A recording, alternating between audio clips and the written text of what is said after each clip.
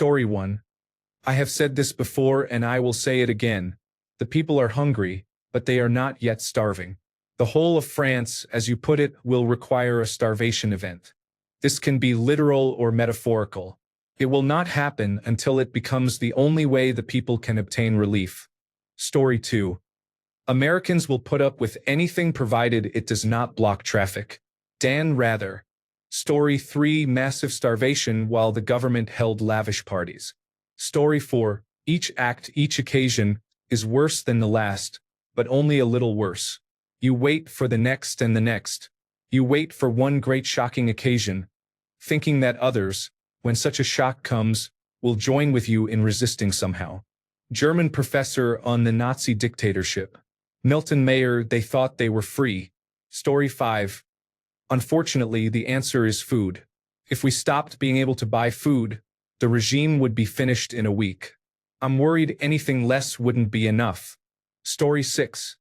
It would require regular, everyday people's lives to be affected negatively on a widespread scale. Think coronavirus disease 2019. Despite all the outrage and noise on Reddit, especially in the news and political subreddits, most people are going about their everyday lives. Reddit is a microcosm of the broader population. Trust that two things can be true at the same time.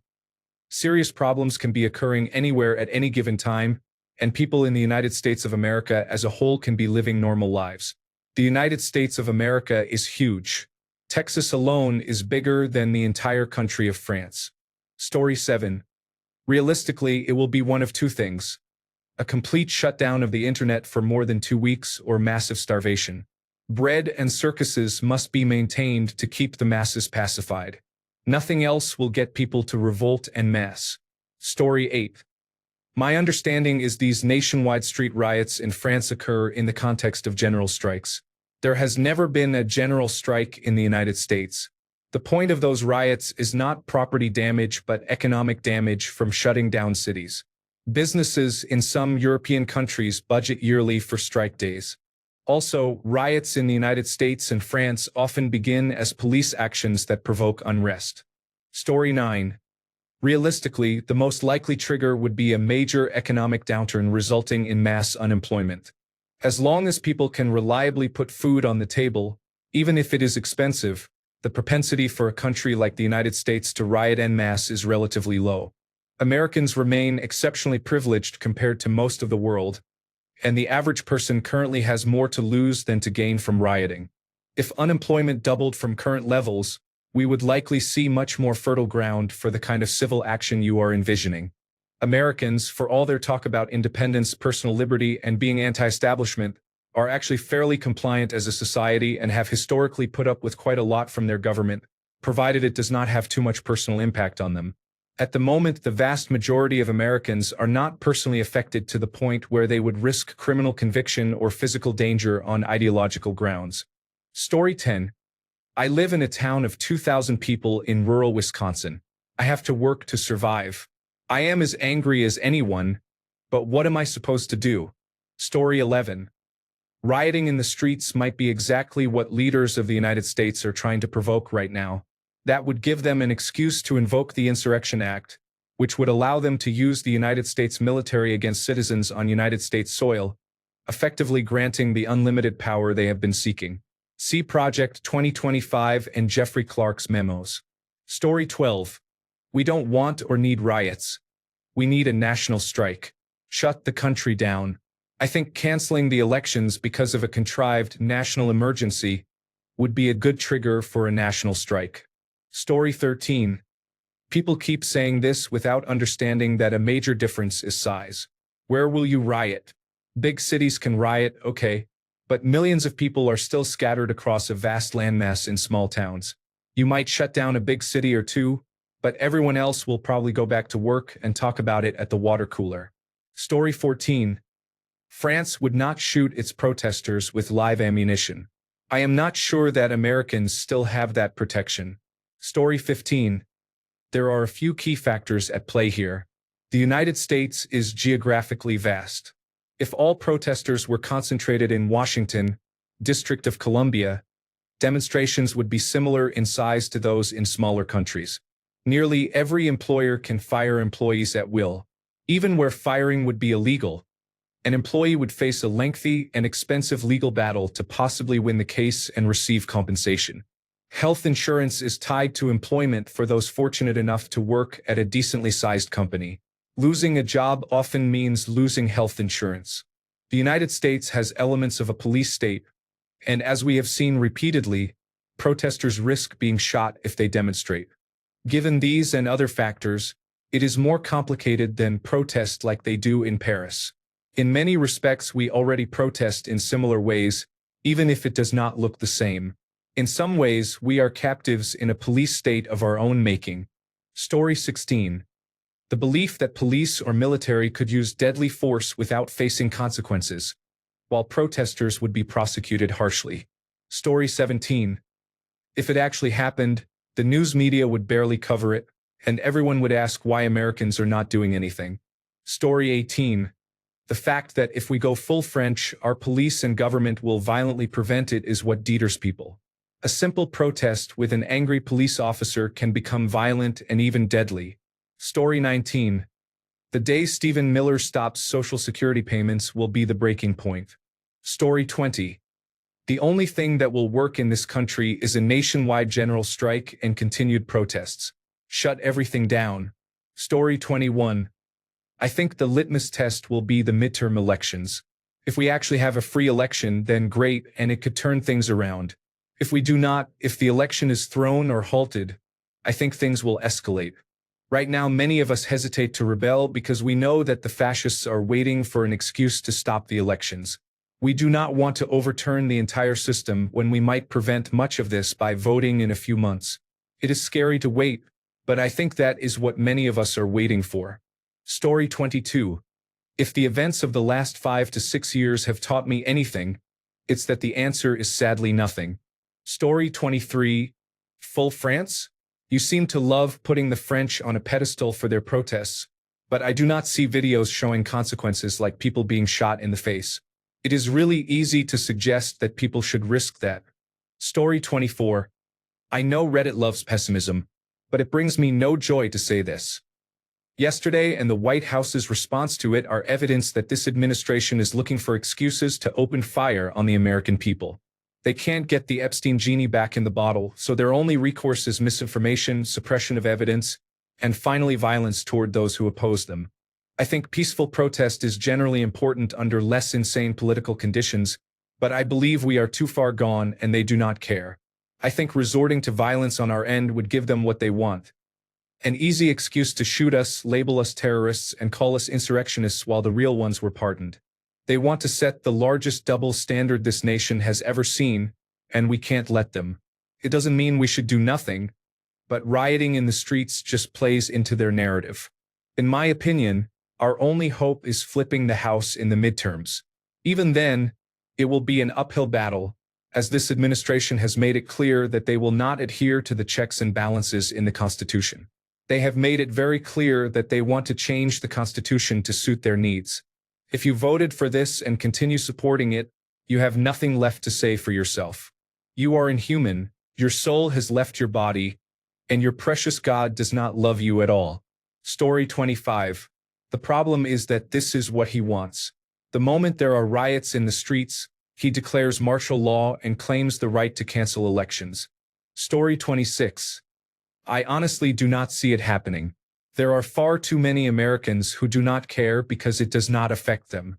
Not enough people live by the saying that justice will not be served until the unaffected are as outraged as the affected. Story 27. I have always thought about this. So Venezuelans have their president stolen and they still have to work. Basically, it would have to be countrywide automated teller machine failures, bank failures, and money failures, or no food on any shelf. A total breakdown of necessities. That seems to be the only logical way. Story 28. I think one problem is the size of the country. It is difficult for someone in Florida to feel something in their bones regarding an event in Minnesota. France has many overseas territories. Does the mainland react the same way when something happens in French Guiana? Probably not. I am not saying this is right or that I agree. I just think it is part of human psychology. Story 29. France is roughly the size of Texas, and the population of the United States is 5 times greater. California is 2,900 miles from New York. It would be like convincing France to get everyone between France and Turkey on the same page for a revolution. Story 30. There were 3,000 people in the streets of a Minneapolis suburb last night. The administration will use it to ramp up authoritarianism, the same way the last administration did after January 6th, when they stationed 25,000 National Guard members at the Capitol for months. Luigi Mangione said that peaceful protest is outright ignored and that economic protest is not possible in the current system. Story 31. Something that truly bothers a significant number of Americans. Story 32. I thought the United States of America had to be full of guns in case of a tyrannical government, and when one comes along, half the country is cheering it on. Story 33. This is not going to happen. The American population is desensitized and controlled. When you see National Football League, National Basketball Association, and Major League Baseball stadiums at full capacity, even college football drawing large crowds, stock prices of large technology companies rising, and a streaming service able to afford the entire Warner Brothers studio for $72 billion, you can clearly see the attention of the average American has already been captured and accounted for in the balance sheets of large technology companies, major sports organizations, and other large industries. It is so precisely controlled now that there will not even be mild demonstrations. I have no comment on whether this is good or bad. This is just reality. Story 34. Being the size and scale of France, having universal health care, and maintaining a strong public education system would help. Not being flooded with propaganda would also help. Story 35. Either many people lose their jobs or they miss several meals. Story 36. I'm going to say what no one else is saying, and you will not like it. What will it take? White people being genuinely affected. Right now, immigration and customs enforcement is targeting people of color, and the sad truth is that few people really care. The moment a significant number of white people are affected, Americans will stop eating Cheetos, stop watching Friends reruns, and perhaps then do something. Story 37. The difference between the United States and France is that our health care is tied to employment, so we cannot risk losing our jobs because we would lose our health care and have no money to pay rent or a mortgage. Conditions would have to become very bad before people take to the streets in significant numbers. At that point, the country would likely be in sustained civil unrest, possibly in civil war. Story 38. Good news for the powerful and the elite.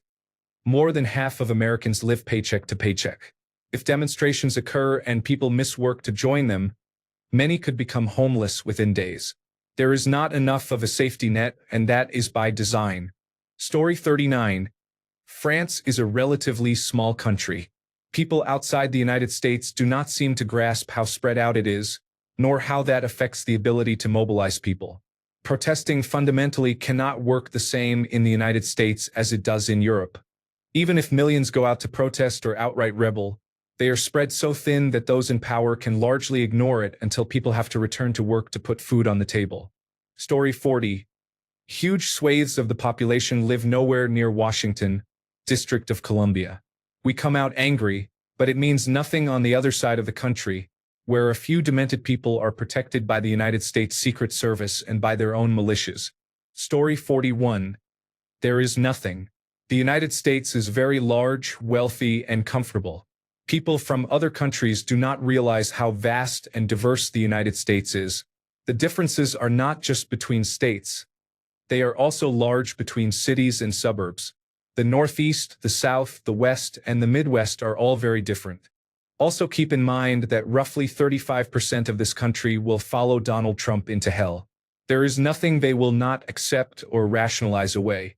If unrest escalated so that a majority of the country were rioting, Donald Trump could use the military and the 35% who support him, and he could pardon everyone involved preemptively, which he is legally permitted to do. These are frightening times in the United States. Story 42. 1/3 to 1/2 of the country supports what is happening. We are so divided and so brainwashed that it will take something earth-shattering to bring us together, especially given how well-armed the political right is. Far too many of them fantasize about an open hunting season on liberals. Story 43. It would require our country to be much smaller and our leaders to be concentrated in more centralized locations, so it would be easier to confront the majority of them at once. France can do this because it is smaller than the state of Texas and its governmental leaders are in just a handful of physical locations that are easier to swarm. It would also require that health insurance not be tied to employment and that most of us not be one paycheck away from financial devastation. I do not see any of those things changing anytime soon. Story 44. It is pretty difficult because France is a fraction of the size of the United States. Someone in California's Central Valley cannot easily show up in the District of Columbia. Story 45. People keep forgetting how big America is. It is not like a small European country such as France. It would be like asking every nation in the European Union to have mass riots about the same thing at the same time. The last time we had countrywide riots that brought about change was during the civil rights movement. America tends to whitewash history, but many black and white people were shot by police while peacefully protesting, and many cities burned. It became very ugly, and it only succeeded because segregation affected people across the nation.